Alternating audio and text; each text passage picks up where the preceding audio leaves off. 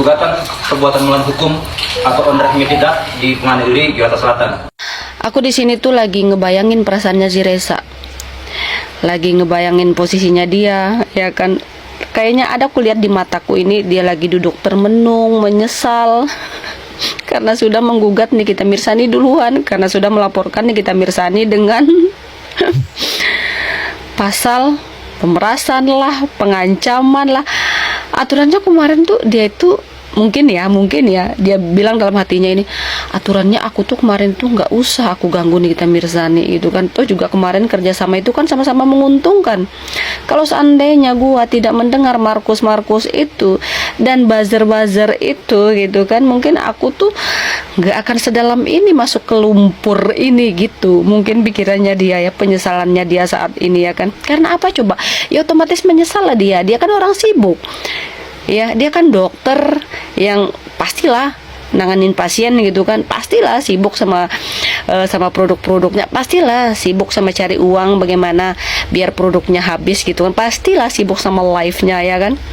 Nah, aku tuh lagi ngebayangin penyesalannya dia, andaikan kemarin gitu kan aku nggak dengar bisikan Saiton dan Markus itu yang membisikkan di telingaku, ayo Reza, ayo naikin kasusnya, ini sudah ini tuh bukan kerjasama lagi, ini tuh bukan endorse lagi, tapi ini tuh sudah ke pemerasan katanya gitu Markusnya gitu kan. Nah terus di WA grupnya nih, ayo kak, nggak apa-apa kak, laporin aja, nanti biar kita tuh yang naikin, biar kita tuh yang bantu panas-panasin, biar kita tuh yang bantu sebarkan berita hoaxnya gitu kan pasti katanya.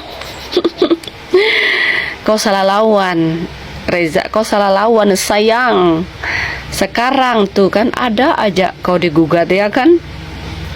Bersatu lagi kuasa hukum si Mail dan Nikita Mirzani ya kan. Aduh, belum selesai yang ini sudah ada lagi yang ini. Nikita Mirzani mau dilawan. Dia tuh banyak idenya, banyak. Kaunya saja tuh yang nggak bisa membaca aturannya. Kau ngebaca begini tuh, kalau orang seperti ini Nikita Mirzani itu tuh wataknya seperti ini, oh harusnya itu nggak bisa dilawan, nggak usah dilawan deh, ya biarin aja lah uang 4 miliar itu. Toh juga kita kan kemarin kerjasama. Kalau aku sudah ngebayar Nikita Mirzani untuk tutup mulut, tidak membuka atau membongkar skincare aku yang bermasalah ini di serumnya, kan aku tetap jualan nih, kan aku tetap meraup keuntungan. Dan uang yang sudah pergi 4 miliar itu tuh pasti akan nanti tuh cepat comeback lagi ke dalam dompet aku gitu loh maksudku mikirnya. Ini tuh nggak begitu.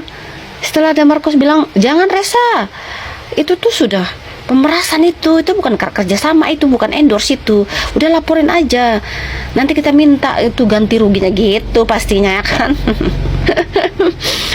Tapi kan aduh, penyesalan kan ya memang selalu di ini ya, selalu di akhir, nggak pernah penyesalan itu tuh di depan ya. Jadi ya kapan-kapan kalau kau bertemu ya sama seseorang gitu, lihat-lihat dulu, kau teliti dulu orang ini tuh seperti apa ketika diginikan, apakah orang ini akan menciut, meleot, ataukah melempem kah gitu loh maksudku ya. Semua itu tuh penuh perhitungan. Bukan ya karena kita banyak uang, terus ada backingan besar, terus banyak yang mendukung Markus itu, terus banyak buzzer yang siap mendampingi, yang siap bikin hoax. Enggak seperti itu ya, karena di belahan bumi Nusantara ini tuh banyak netizen, bukan di Indonesia saja ya kan, bahkan Malaysia, Singapura sudah masuk ini netizennya bercampur baur gitu ya. Menyesalkan sekarang ya kan, menyesalkan.